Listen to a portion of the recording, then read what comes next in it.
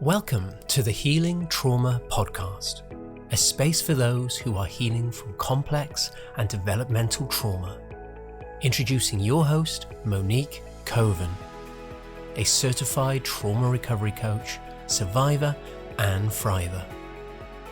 The intent of the podcast is to provide helpful information with insight that can validate, encourage, and support you on your healing journey. You're going to hear stories from other survivors and trauma experts, featuring therapists, coaches, and practitioners.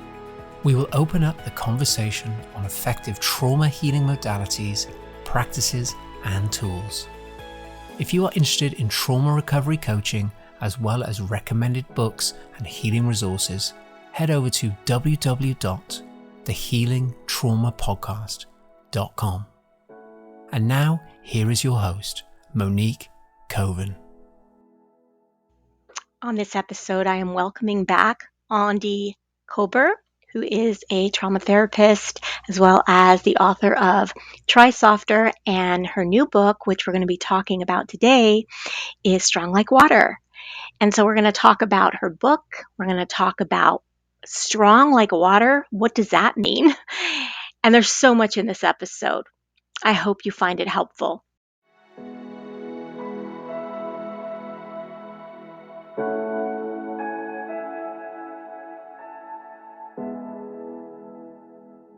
Hello, Aundi. Welcome to the podcast. Hello, it's so good to be with you again. I'm so excited today to talk about your new book. Last time you were here, we were talking about Try Softer, which I loved. I actually put that out again not too long ago because I loved it so much. But your new book that's coming out very soon, like this month, I read it and I was it just spoke so much to me, and so much truth and so much soothing in that book, so much gentleness in that book. I said, oh boy, am I excited to talk with her about the book. So yeah, I want to thank you so much for putting this book out there. I just see this as such a gentle healing resource for trauma survivors. Well, I'm so glad you experienced it that way. I really spent a lot of energy and time considering not just the content, but even just how to talk about those things. I find, as a trauma therapist, but then also as a trauma survivor myself, I really I feel almost like fiercely protective of how these types of things are done, because I think that oftentimes there can be good information, but often there can be this assumption like, oh, I'll just give you these facts and facts will change you. And as we know, it's so much bigger than that. And when you have had experiences of trauma where you've felt, trapped and powerless or alone, isolated, all these things, I think even the way that we talk about how we heal and all that, like, it really matters.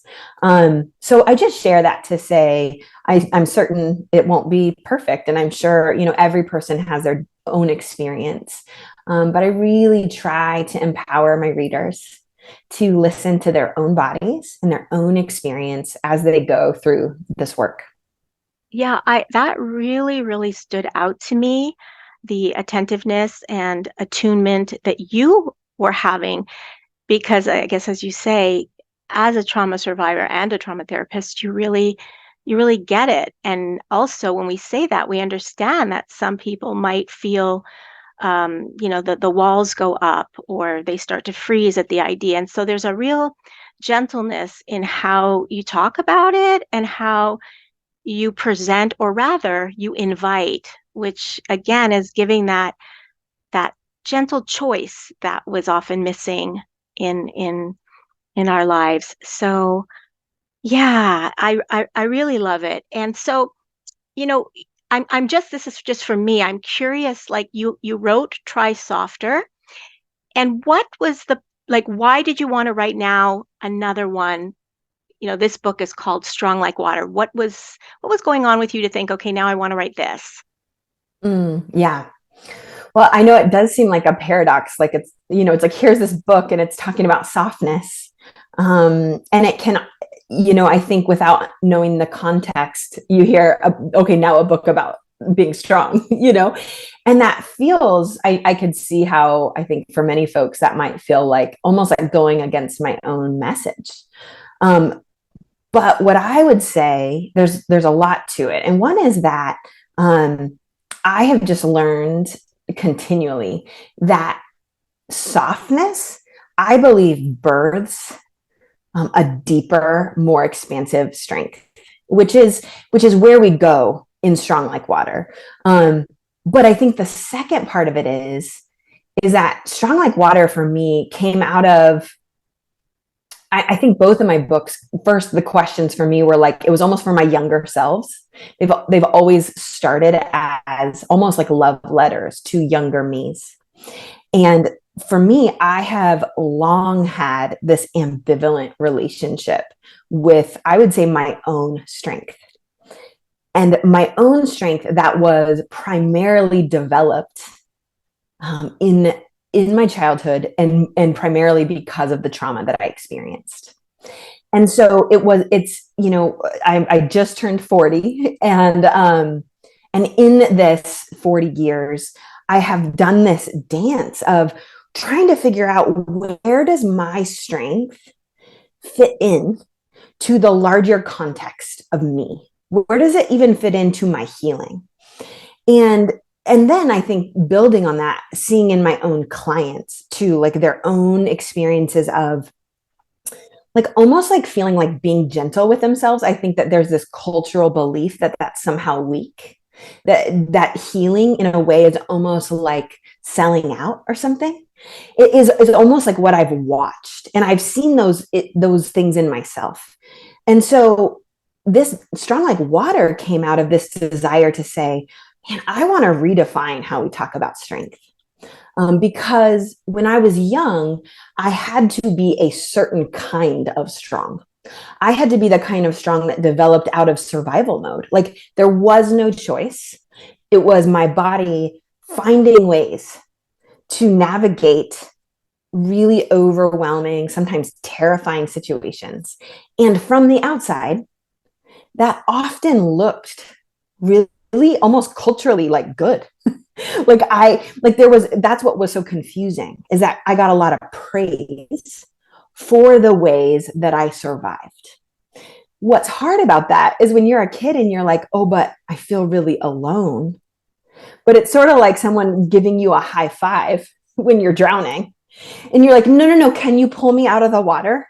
Like I think there's some meme about that I've seen. It's like, I don't need a high five. I need help. Like I need support. So all that to say, these, I think of these like a dance. Like it's almost like my softness has birthed my truest strength. And my truest strength helps create space and safety for my softness to exist. And so that is what you start to talk about in the book. Well, there's so much in the book. I mean, you do talk about that, and then there's so much and so many tools I loved. So yeah. And just again, like I think when people think of Strong Like Water, what you want to talk a bit about what that means? Yeah. Strong like water. Yeah, totally. No, I get that. I think Strong Like Water, what I love about, same with like Try Softer. I love titles that make you stop and think. And I actually love it when they're short, but they kind of like make you almost surprised, like you have to chew on it. And so Strong Like Water was just this, it was actually at the sort of early stages of the pandemic. And I was beginning to think about writing another book. And I was trying to think about how do I talk about some of the concepts that I unpack in the book, like having the resources to move through hard things and allowing our body to process pain. How do I talk about that, but keep the spirit of almost Try Softer, the spirit of saying, I am not inviting you to go out and hurt yourself.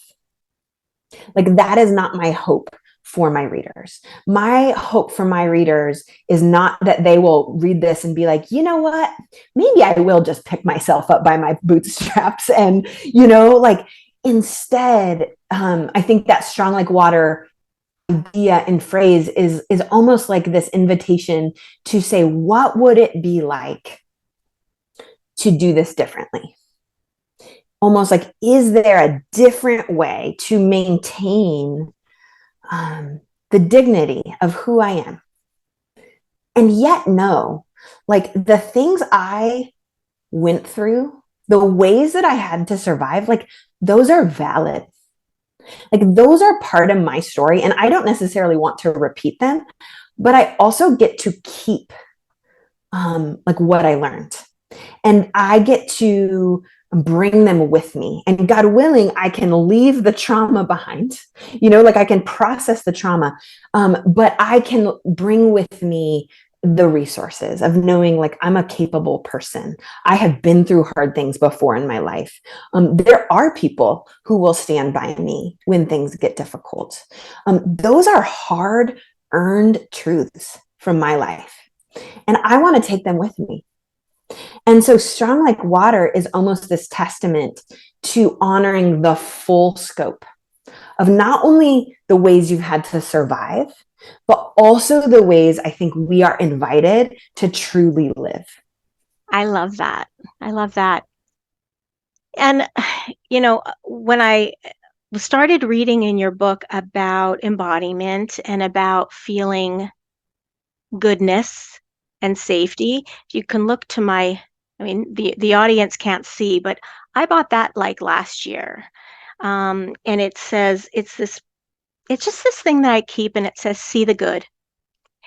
And it's that reminder, because I learned, and this is what you talk about in the book, about how as trauma survivors, where our bodies have been so oriented to what could happen next because of our past lived experience, it is nourishment, but it is, I don't know if you called it the meal, but it is so important to embody and find the good. And I just love that, because that is what I see. That's what I've learned and I talk about with people. Can you talk a bit about that? Because it is so important in our healing journey. Yeah, absolutely. And thank you for sharing that, because I think this is something that even just the trauma field, honestly, just maybe in the last decade, is really understanding that our, whether you look at things like polyvagal theory, but also, I look at, I'm trained as an EMDR therapist, and doing some resourcing, like, that is helpful. But understanding that folks really need to be able to have a sense of safety and stabilization before we really dive in to deep trauma processing. And I think this is the framework that I'm coming from when I talk about it in Strong Like Water, is to say, many of us, especially trauma survivors, really resonate with this idea. And also, I want to just say, for folks who've experienced like religious trauma too, there can be like the, oh, well, God just won't give you more than you can handle, or if you just prayed harder. And, I do come from, some of my work integrates some elements of faith tradition, but I really try to honor how often that's been misused, right? Misused to tell people, essentially, what it comes down to is, if you would just try harder, like, if you would just go back to your survival mechanisms, then we'll all just be happy. I think that's the messages people get from culture, oftentimes from communities and churches. And it grieves me so much. And I've lived that too, right? So my hope is to really come from this different perspective, to say, listen, there is no bypassing the body. Whether we're talking about toxic positivity or whether we're talking about spiritual bypassing, no matter what, we work with our bodies. And because that's true, our bodies are always, talking about this from polyvagal theory, bringing in either cues of safety or bringing in cues of threat. And when I talk about this idea of goodness, I'm definitely riffing on like Deb Dana's work and Stephen Porges of recognizing that goodness is communicating safety to our bodies. And this is why it matters. Certainly we can love goodness for goodness sake.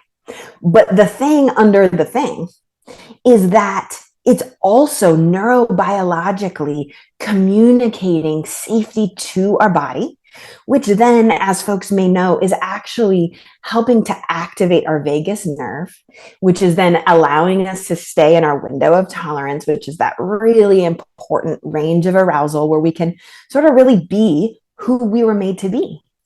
And so all of these things, if you think about it, for folks who didn't get enough safety or really any safety, it's almost like trying to plant a garden in soil that's completely stripped of nutrients, right? From the outside, it might look fine. You might think, oh, I'll just plant those seeds and they'll grow. And then you're wondering, well, why didn't they grow? And you come to find that the most basic nutrients that were needed were not there.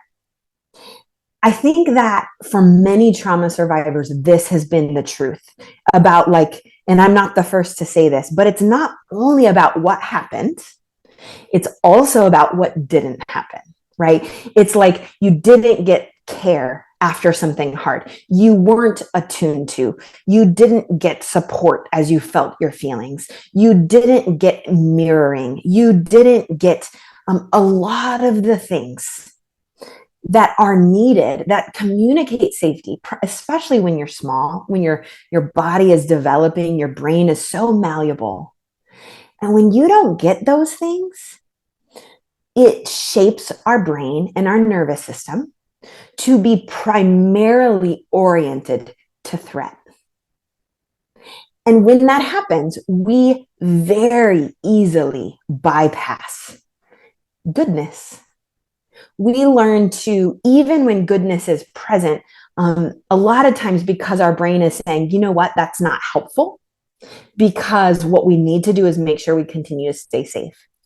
And so it really does take a reshaping. It doesn't have to be like this switch that flips. It's these tiny, teeny millions of moments, hundreds of moments that begin to shift our body's ability to be and really savor goodness.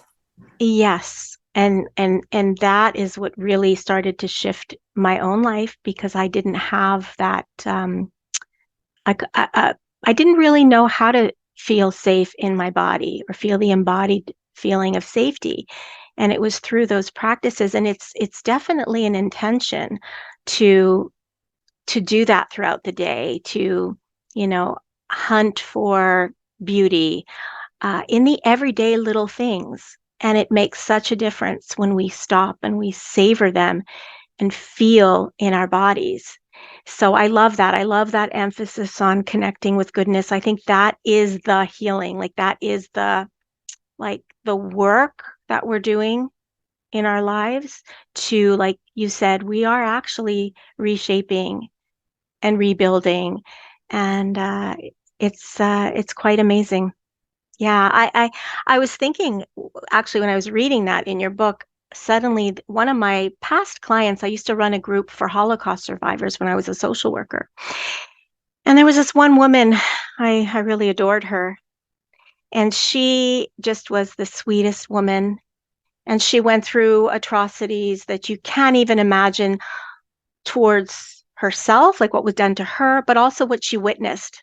She was a witness, which she shared with me. But what amazed me was what she would say. And what she would say was, oh, like with her cute little elderly voice, oh, I just love good people. And when she would say that, you could sense that, her whole face came alive. you know that she was having an embodied feeling of safe people. And it just amazed me because when you think about it, she experienced all these horrific things, but yet she was able to be reminded, and her body comes alive when she thinks of and meets and connects with good people, safe people. You see the physiological change in her. That always stayed with me. So I think that's kind of what you're saying and what we're talking about here. Absolutely. Yeah, no, Yeah. that's such a beautiful example. I mean, I think just today I had shared a quote by Rumi, and he, the ancient poet, and he said, "There is a voice that doesn't use words. Listen." Mm. Yeah. And I love that. It's such a deep quote. And I love that about poetry because there's so many. I mean, we could be talking about so many different things, but I think as it pertains to this work, to embodiment, that that deeper voice, that deeper knowing that is beyond anything. Like someone could bring out a sheet and show you, here's all the reasons why you could believe this person is good. But then you are with that person and your body is getting a different message, right? Like it's like that is the deeper voice versus what this woman that you're describing, that embodied knowing, right? Like that ventral vagal activation of, oh, I can feel, in like almost those goosebumps, or, whether that's in your heart space, that, oh, this feels different. I feel seen. I picked up this phrase while I was writing this book, and I think it is originally Dr. Dan Siegel's, but he says, we are natural born contingency detectors. And I just think this is this really cool phrase. What that means is that we have something in us, again, that deeper voice that knows when someone really gets us and that they are congruent. Like their words, their actions, their self is in alignment with what they're even saying, right?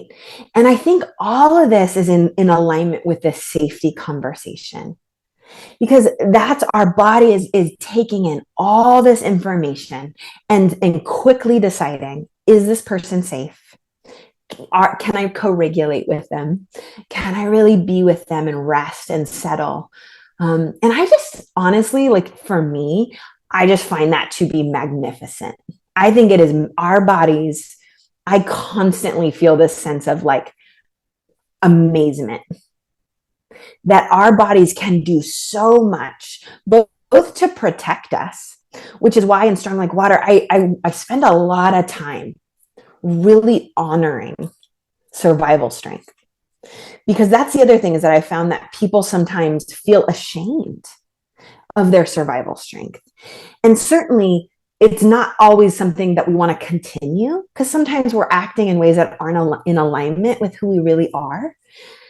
And yet, when we can acknowledge the profound service that our body is trying to do to keep us safe and going, that is amazing. Like it's like they are essentially giving all that they have to allow us to keep going.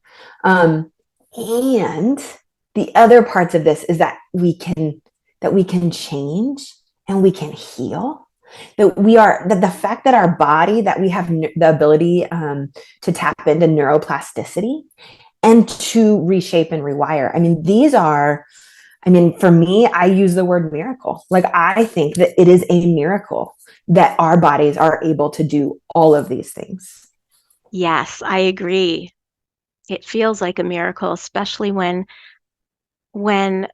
we think and we feel and we remember when there was no way out, knowing that yes, there are ways that we can reshape. And again, I love all your words, soften into other ways of being. I wanted to, just in case someone is listening and they're really, really new to trauma healing, because you and I are talking about safety, but if I was listening to this conversation, I was brand new and you were talking about, oh, it's important to feel safe. And I'd be like, what are you talking about? So can we talk, or can you touch on a little bit, like, why are you talking about safety? Like, what does safety have to do with everything? Mm-hmm. Yeah, no, I think this is a really good question, because I do think that one thing I want to acknowledge is that, particularly for trauma survivors, even the word safe just may not even be accessible, because maybe you have never, like, you don't even know, you don't even have a memory of a time when that feels like that has been true. So I want to acknowledge that that might be true. And for folks who resonate with that, I want to encourage you to get curious about other words that you might connect with. So for example, settled. Settled might be a word, like when or with who or in what spaces have you noticed that your body feels a sense of settled? For some people, the word calm can be helpful. It's like, is there a time or a place or a person that you feel calm? You can get curious. This is a little bit more of a clinical word, but regulated, a sense of just like your body is functioning and regulating in a way that feels like you are yourself. So again, I just bring those up partly to say, again, I'm very much about having choices and making sure that we are working to connect with where you are right now. And over time, that may change a little bit. So I want to just start with saying that. But when we talk about this concept of safety, here again is why I think this matters. On a really basic level, I want to just do a little tiny teaching. I often work from using something called the window of tolerance. And the window of tolerance is this range of arousal that we all have, where we can feel our feelings or have an experience or go through a moment, just essentially live. And when we're in that range of arousal, we are essentially connected to like our prefrontal cortex, is this part of our brain that allows our brain to stay, like we have access to our full brain. So when we're in that window, it's really important because it allows us to make decisions that are most congruent with who we are. And also it's where we are, like when we go outside of the window is when we start going into essentially a stress or a trauma response. So as we go outside of that, we either go into like our sympathetic nervous system. So fight, flight, sometimes fawn. And if that doesn't work, our body will potentially drop down into like a dissociation, a numbness. There can be a whole spectrum. So as that pertains to safety, what that means is that if our body detects too much threat, we will go outside of our window. And with that, it could be threat based off of what is actually happening in the moment, or it could be threat based off of something that's being activated from a past trauma. And so in many ways, safety is the thing that basically helps us mediate that. So let's say you're in a situation, your body picks up a cue that something might be threatening. If we simultaneously also pick up enough safety, our body can keep, this is going to get basically we can keep 1 foot in the window. And we might have 1 foot outside of it. So we might in our body begin to feel some activation, but we're not so activated that we are without resources. Now for trauma survivors, this is it's a big deal for anybody, but particularly for trauma survivors. I mean, if you are listening and you've had an experience where like all of a sudden you are just sort of gone, like your body picks something up and maybe before you know it, you even feel just disconnected from yourself. Maybe you feel really heavy, or maybe you're really angry, or you suddenly feel like you need to flee and you just have to get out of where you are. I mean, these are all signs that your body has picked up a threat. And you may not even have consciously thought about it. So part of this work, I really like to just honor that sometimes this can be frustrating, right? Because especially like if you're picking this up subconsciously, you can be like, man, I can't even go to the grocery, like it can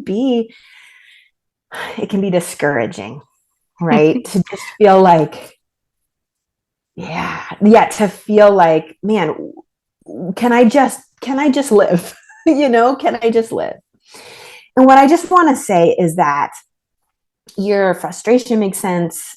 Your experience is valid. And building these little resources, it does add up. And part of what happens is that window of tolerance, it does begin to gradually widen. And as it widens, what's happening is that our body has the ability to process the activation in a way that allows us to, instead of it getting stuck and us just being like really triggered and activated and having no sense of what to do, instead it's almost like, I like to think of it like our body is able to digest the meal. It's like if you think of a trigger, for example, like a trauma trigger is almost like someone giving you too big of a meal and your body can't digest it. And it essentially just gets stuck. But as your window gets a little bigger, what's happening is that it's almost like your body has a greater capacity to digest the food, which will then allow that experience to be properly integrated into your memory, in your brain, in your body, so that it doesn't carry that same activation. And we can ultimately, like when I talk about learning to have a more expansive strength, I mean, that's part of that process, is that it is integrated into the whole of who we are, and that we're able to allow it to be sort of woven into the tapestry of our life in a different way than when it's just sort of stuck in our bodies. So you talk about, these moments of really bringing in goodness and looking for it so that we can build our capacity for goodness, and that is helping to reshape. What else do you talk about besides that? Mm-hmm. Yeah. So one of the things, how I think of a lot of this work is that it sort of builds on each other. And so, like, for example, if you're really new to this work, there are some resources within the book that you are going to want to sort of have connection to some of those more base level resources first. And I just say that because I am very attuned to I don't want folks to go too fast, right? Because we know, I mean, that's in many ways the essence of trauma. It was too much. It was too fast. It was too soon. It was all of those things. And so healing needs to actually be the opposite of that. Healing needs to be at the pace that our body can handle.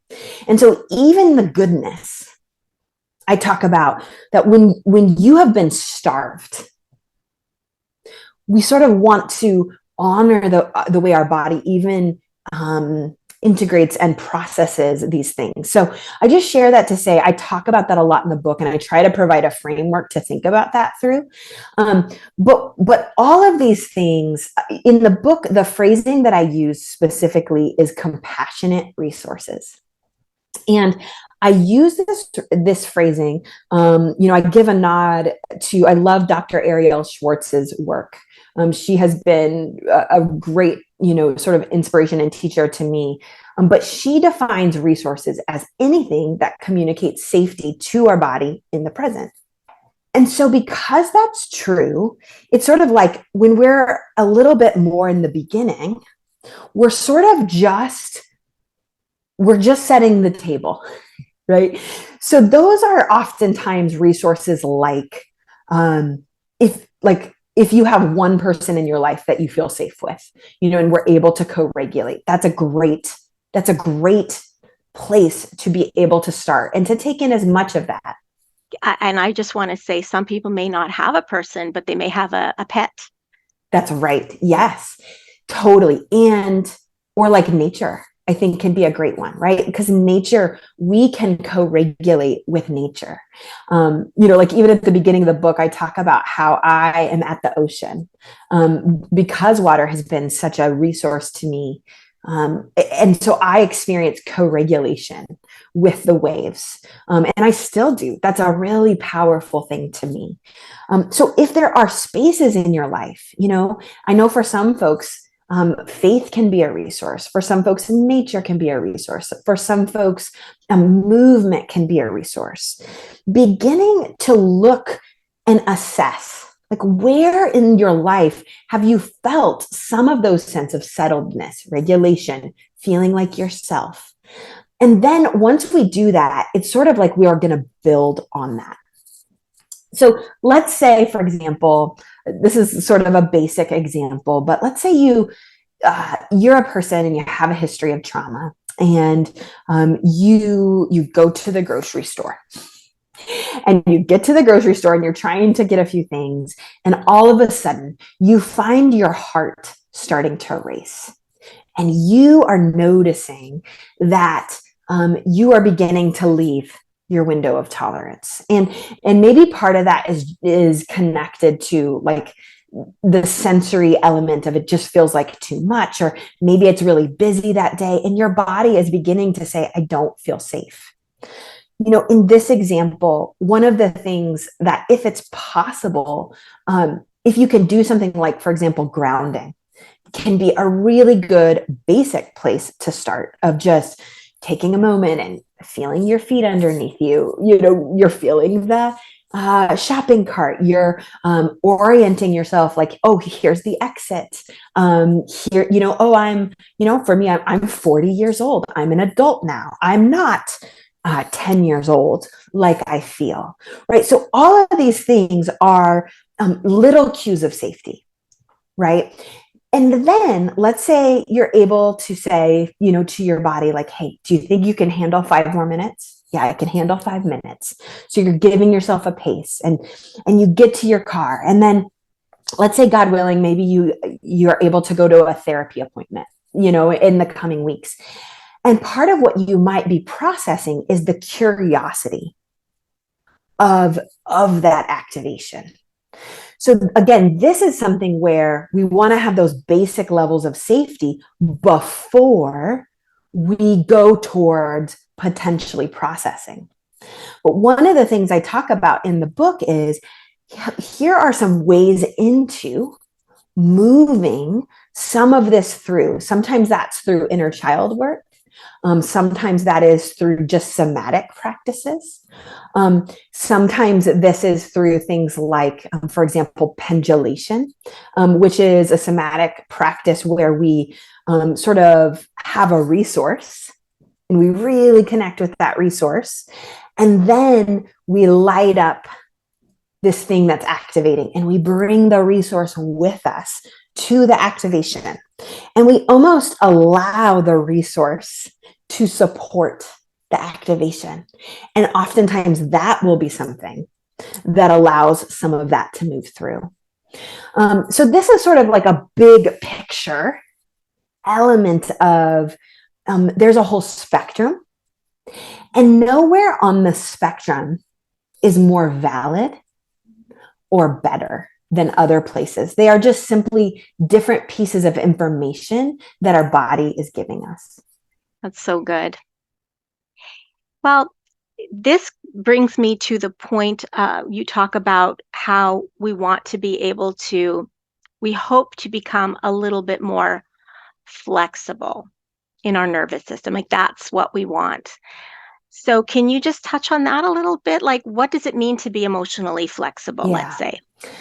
Yeah, this is where I think water is actually a really beautiful analogy, because, you think about water, and water can exist in different states.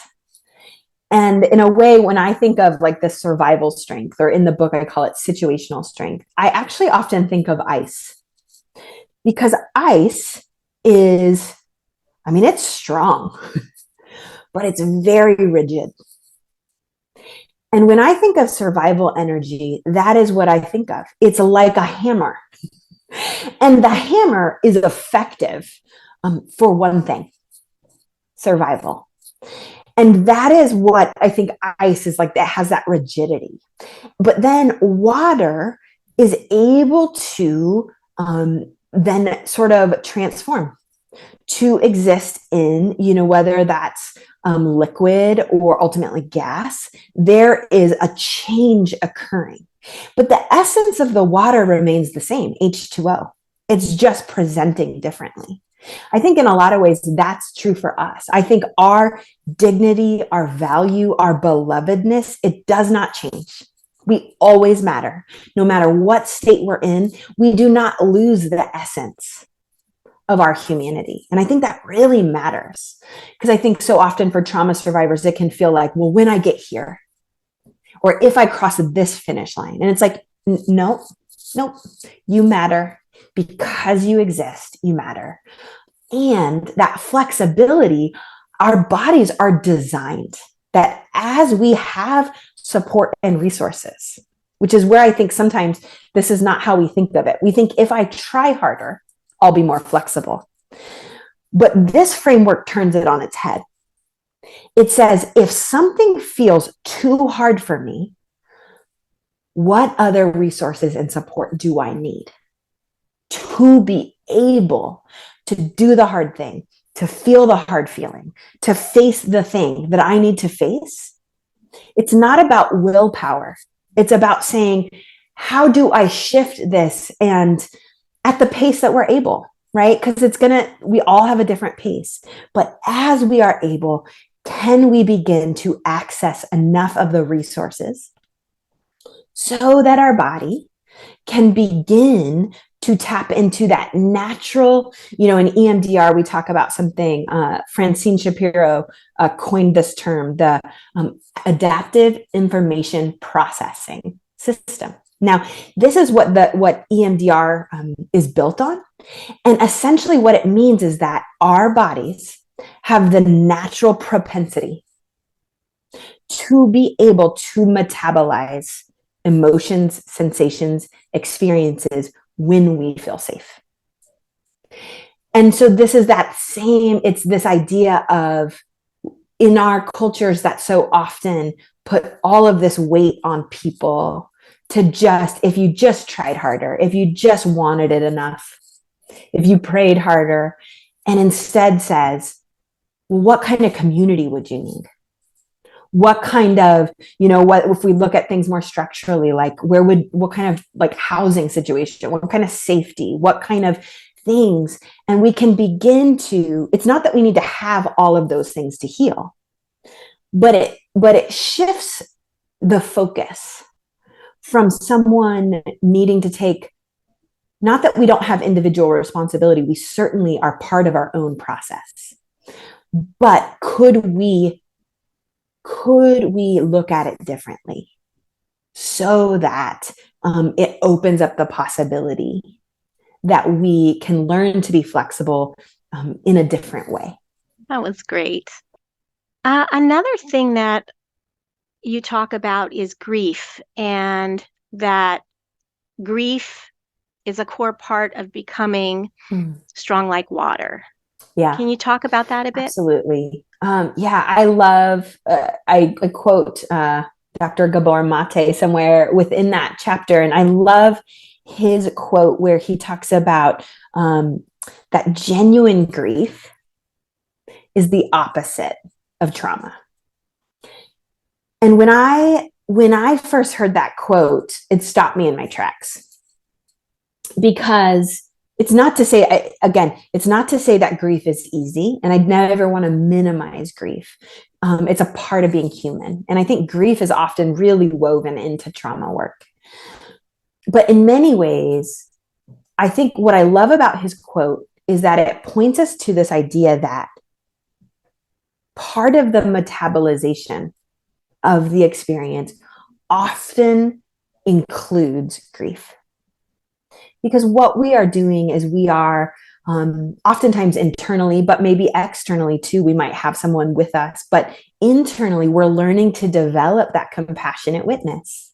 We're learning to be with ourselves. We are learning to be with the experience that was not grieved, the movement we didn't get to make, the emotion we didn't get to feel, the thing that didn't get to happen. That is what we now, as we learn, as we move towards repair, I think that witnessing is all wrapped up with the grief. And it's almost like that's what's allowing the grief to thaw, right? It's almost like I think of it like there was always grief there, right? But if we go back to that ice metaphor, there was all this ice over it. So we couldn't touch it because it wasn't safe to. It was too painful. We didn't have the internal resources or potentially the external resources to feel what we needed to feel. And so I think grief, learning to feel and to move through our emotions allows us to ultimately, it's in service of our wholeness. It's in service of allowing our body to integrate. And hopefully that there, certainly I advocate for, pace yourself. Sometimes there's a lifetime of grief. So it may be that we need, like, yes, let's grieve. And then we can lovingly say, okay, I love you. And let's come back to this. And let's get nourished. Let's get nourished with that goodness. And we will come back to the grief. It's not that we're leaving it. It's that we're pacing ourselves, right? Because that pace is communicating. Again, even the pacing communicates safety. It says, I will not repeat to myself the way I was harmed. And so I think there is like this, there's a fierceness, a loving fierceness to say, even in my healing, I will do all that I can to tenaciously repair the way that I was harmed. And to the extent that I am able, right? Because we don't always have choices, but when we do, to the extent that I am able, I will do this differently. Yeah, I just love that, because definitely grief, and you talk about the ice, and that is something that has had to, for whatever reason, safety reasons, I guess, it's so big, but it's like the untouchable. We don't want to go there. It might be too big. It might overtake us. And yet we don't want to either bypass, because I believe there is this completion of it, or the recognition of it, that wants to happen. And I remember, even before I knew all of this stuff, thinking like, yes, it wants to be witnessed because nobody witnessed it before. But like you said, part of compassionate repair is, if we feel like it's so overwhelming and we're afraid it might overtake us, then to do the dipping, or to do the little bits of, pendulating or into the feeling it a little, acknowledging, comforting, and then coming away for a bit. So, yeah, I think that's so, so important. The whole, and this is why I'm also so attracted to the way you speak, the way your language is because that is how I feel.